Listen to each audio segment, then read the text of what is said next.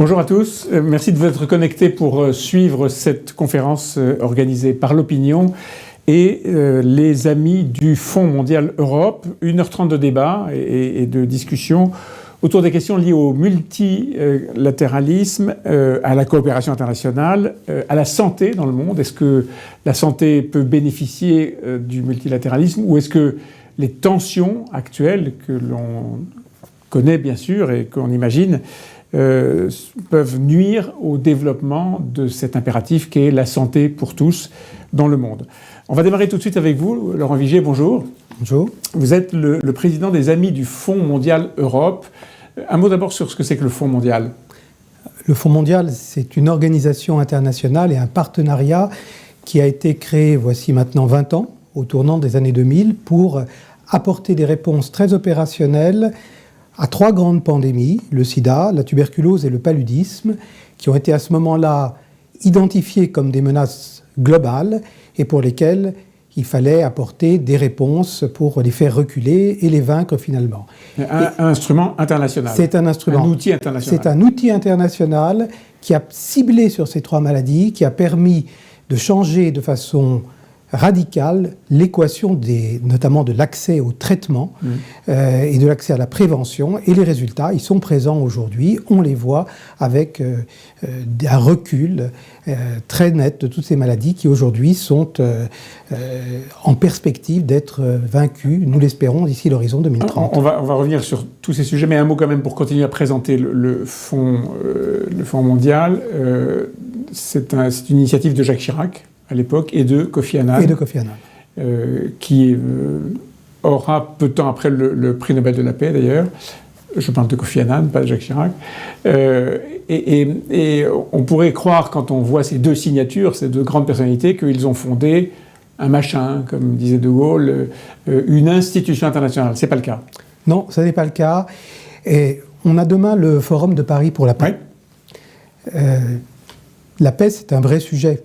On se rend compte aujourd'hui, pendant longtemps, parler de la paix, c'était quelque chose d'un peu des bons sentiments. On voit aujourd'hui que le monde est au risque de la guerre, partout, au risque du déséquilibre, partout. Pourquoi ? Parce que le système international, qui est censé réguler les relations entre les nations, apporter des solutions aux problèmes globaux, est en crise. Et ce diagnostic, il avait été posé déjà à la fin des années 90, au début des années 2000, quand après le moment unipolaire de la chute du mur de Berlin... Ce rêve de la fin de l'histoire. On a commencé à se rendre compte qu'il y avait un certain nombre de sujets qui n'étaient pas traités, qui étaient laissés en déshérence et qui minaient progressivement la mondialisation telle qu'elle était en train de se mettre en place et faisant encourir un risque ultime à la paix. Bon, mais en général, quand on voit ce genre de choses, quand les diplomates voient ce genre de choses, ils créent un machin. Oui, mais le président Chirac et Kofi Annan, à l'époque, ont fait l'analyse que derrière ces déséquilibres, il y avait le besoin de la justice. Et notamment de la justice en matière de santé, car quand on avait le débat « les malades sont au sud et les médicaments sont au nord », on se rend compte qu'en réalité, ce débat était un débat très profond, qui était de nature à faire perdre toute confiance dans l'avenir commun qu'on souhaitait bâtir. Alors aujourd'hui, les tensions multilatérales créent en fait une pression considérable sur l'effort que les uns et les autres acceptent de faire et aussi sur les cibles qu'il faut choisir de taper, si j'ose dire, pardon d'employer un vocabulaire quasi militaire, en particulier quand il s'agit de traiter des maladies. Bien sûr, et le choix qui avait été fait à l'époque était de cibler ces 3 grandes pandémies. Pourquoi ? Parce que les moyens que la communauté internationale, que la solidarité internationale est susceptible d'allouer à ces combats n'est pas infini. Alors on peut vouloir tout faire, mais selon le vieil adage, qui trop embrasse mal étreint. Et donc en fait, le fait de cibler les moyens sur des objectifs qui étaient mesurables, atteignables, et de créer cet instrument, le Fonds mondial, qui a concentré l'effort, c'est ça qui a permis d'atteindre des résultats mesurables. Le Fonds mondial lève des capitaux. Lève des capitaux, définit des programmes avec les pays, avec également l'ensemble des communautés, y compris les communautés de malades, les ONG. Donc le Fonds mondial, toutes les parties prenantes dans l'association, sont dans le Fonds mondial avec une bureaucratie comparativement à d'autres agences onusiennes, est limité au strict minimum.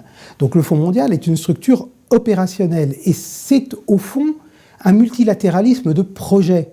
Ce qui est le sujet, l'originalité du Fonds mondial et qui fait que ce modèle est toujours pertinent aujourd'hui, c'est qu'a été créé, voici 20 ans, un instrument pour répondre à un besoin, à une urgence, biens publics mondiaux, aujourd'hui on dirait, mais une urgence bien ciblée, et que cet instrument a été conçu pour apporter des résultats. Et les résultats, on commence à les... En tout cas, on en mesure certains. On n'est pas au bout de la route, mais vous le disiez tout à l'heure, un certain nombre de pandémies ont été soit évitées, soit ont commencé à décroître. Après tout, les efforts sont peut-être suffisants ou on peut peut-être passer à autre chose, non ? Eh bien, si on passe à autre chose, il ne faut pas croire que ça n'est pas une logique de stock. On n'a pas atteint des résultats, puis on passe à autre chose, les résultats sont maintenus. Les maladies ne sont pas éradiquées. Les maladies ne sont pas éradiquées. Elles peuvent l'être. Elles peuvent l'être. Certaines maladies ont été éradiquées, mais tant qu'elles ne sont pas éradiquées, elles sont là. Elles sont là et elles peuvent revenir. Et elles peuvent revenir même de façon plus forte. Donc il faut continuer l'effort. Ah, si on arrête l'effort aujourd'hui, on va faire face très rapidement à un rebond de toutes ces grandes pandémies. Donc c'est pour ça que l'effort, il faut terminer le travail. On ne peut pas s'arrêter au milieu du gué, parce que si on s'arrête au milieu de la rivière, eh bien, on tombe et on se noie. Et précisément, le Fonds mondial a récolté, a levé moins de capitaux qu'il l'espérait en 2023. Mais plus, néanmoins, il a continué sa progression, moins qu'il l'espérait, mais il a continué sa progression. Mais évidemment, il y a des sources de préoccupation, qui est qu'effectivement, la concurrence des causes, la raréfaction des enjeux, et puis la raréfaction des moyens financiers, et puis surtout cette crise du multilatéralisme, cette défiance qui s'installe entre les États, entre les grands blocs, ce retour de la logique des puissances fait qu'on perd de vue qu'au fond, cette planète, elle est notre bien commun et que la santé, il y a un thème qui m'intéresse beaucoup dans le domaine de la santé, c'est le thème One Health. La santé unique, en fait, on se rend compte, on l'a vu avec le Covid, que la santé humaine est indissociable de la santé animale, des épizootides, de la santé de la planète, le réchauffement climatique qui va faire remonter le paludisme. Mais les enjeux sont connectés de façon très évidente, mais effectivement, il faut qu'on se donne les moyens de ne pas se disperser, de concentrer l'effort sur les résultats. Alors précisément sur les effets de la crise du multilatéralisme sur ces sujets-là, vous avez cité tout à l'heure cet adage, pardon, c'est peut-être pas comme ça qu'il faut l'appeler, mais les malades sont au sud, les médicaments sont au nord. On parle aujourd'hui du sud global qui veut exister, qui veut s'imposer dans une forme de gouvernance mondiale qui soit rééquilibrée et qui ne soit plus essentiellement, si ce n'est exclusivement, dans les mains du Nord. Est-ce que cette notion de Sud global, par exemple, vous en souffrez ? Je suis très inconfortable avec cette notion de Sud global, comme avec la notion de l'Ouest collectif. Ces deux notions sont des concepts qui sont issus directement de la propagande russe. On peut le dire. Russe. Absolument, quand on regarde la notion de Sud global, etc. Ça veut dire quoi ? C'est que la Russie essaye de... Logique de une forme de résistance, de revenir dans une logique de grande puissance. Et la logique du multilatéralisme, c'est justement de dépasser la logique des grandes puissances pour arriver à avoir un monde qui est régulé par le droit et par la coopération. Le président Chirac, à l'époque, parlait de la montée, ça a été mal compris, de la montée du monde multipolaire. Il ne disait pas que le monde multipolaire était un projet. Il disait que le monde multipolaire, c'est un fait, parce que la croissance économique, la croissance démographique fait que des pays, des régions du monde s'affirment. Mais ensuite, une fois qu'on est parti de ce constat du monde multipolaire, il y a deux manières de l'organiser. Soit on le laisse à lui-même, et c'est le retour de l'affrontement des puissances, c'est le moment où on est. Soit on le réorganise par le droit, par le système multilatéral, en transformant, en améliorant, en intégrant dans le système multilatéral toutes les parties prenantes, et on arrivera à dépasser ces contradictions et ces affrontements qui se constituent, qui montent dans ce système multipolaire. Donc c'est un point qui souvent n'a pas été compris parce que on disait, voilà, le président Chirac parle comme les Chinois et comme les Russes. Non, le président Chirac disait, Il y a le monde multipolaire, ça c'est le fait, mais il y a le multilatéralisme et ça c'est le projet. Alors ce fonds mondial, il est aussi alimenté par des capitaux privés. Oui. C'est même très important. Un des plus gros donateurs, c'est la fondation Melinda Gates, Bill et Melinda Gates désormais, qui fournit combien ? Qui fournit plusieurs milliards et qui est un acteur très présent, qui n'est pas le seul, mais qui est un acteur très présent et qui illustre bien, au fond, la nécessité, cette complémentarité qu'il faut trouver entre l'aide au développement, la solidarité internationale au niveau des États. Et derrière les États, c'est les contribuables. Ah oui. Et puis, donc, il faut être capable de justifier chaque euro, chaque dollar qui va être investi. C'est pour ça que le Fonds mondial, de ce point de vue-là, est exemplaire, puisque les dépenses bureaucratiques sont très limitées. Et puis, d'autre part... Je comprends le message aux autres institutions, mais je ferme la parenthèse. Mais parce que c'est un vrai exemple d'un objet qui a une méthode de gestion qui est performante et qui est capable d'intégrer toutes les parties prenantes.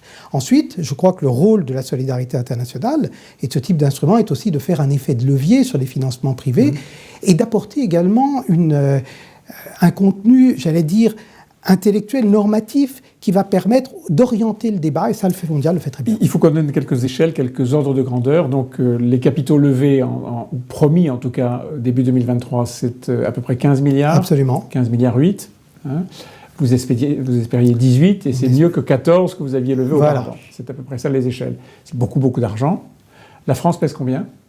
La France est toujours le deuxième donateur du Fonds mondial. Et c'est quelque derrière chose... les États-Unis. Derrière les États-Unis. Et ça, c'est quelque chose qui a été voulu à l'époque par le président Chirac, puisque la France est un donateur très important. Il a donnait, au moment de la création du Fonds mondial, 150 millions d'euros par an. Elle l'a monté à 300 millions, et aujourd'hui, nous sommes au-delà de 400 millions. Mais ce qui est important, c'est de dire que le Fonds mondial, c'est un engagement et un succès français qui s'enracinent dans une très longue durée. Il y a une tradition de grands médecins français. Ouais.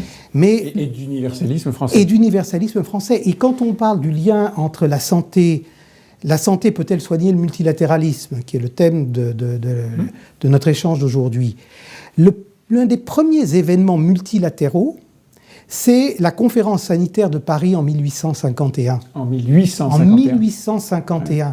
Donc en fait, c'est un marqueur. Le choix du multilatéralisme et le choix de la santé, c'est un marqueur de la politique étrangère de la France et de la politique de solidarité de la France. On a beaucoup cité Jacques Chirac, qui est le fondateur avec Kofi Annan, encore une fois. Emmanuel Macron, aujourd'hui, est impliqué dans le Fonds mondial. Emmanuel Macron est impliqué, est très impliqué. Et je dois dire que tous les présidents, depuis le président Chirac, qu'il s'agisse de Nicolas Sarkozy, de François Hollande et d'Emmanuel Macron maintenant, ont réaffirmé et porté cet engagement de la France en faveur de la santé mondiale et à travers le Fonds mondial. Et ça, c'est un des sujets de dire qu'au fond, on ne peut atteindre sur des enjeux pareils de résultats concrets si on ne s'engage pas dans une démarche de long terme. Et là, on a un exemple d'un engagement de long terme qui porte ses fruits. Est-ce qu'il y a des pandémies ou des maladies nouvelles que vous aimeriez voir rejoindre cette trilogie des 3 grandes maladies qui ont été combattues depuis une vingtaine d'années, un peu plus de 20 ans maintenant ? Je pense qu'il y a évidemment beaucoup d'enjeux de santé publique, beaucoup de maladies qui pourraient justifier ce type d'approche. Est-ce que ça doit passer par le Fonds mondial ? Est-ce que ça doit passer par d'autres instruments ? C'est un débat qui est ouvert.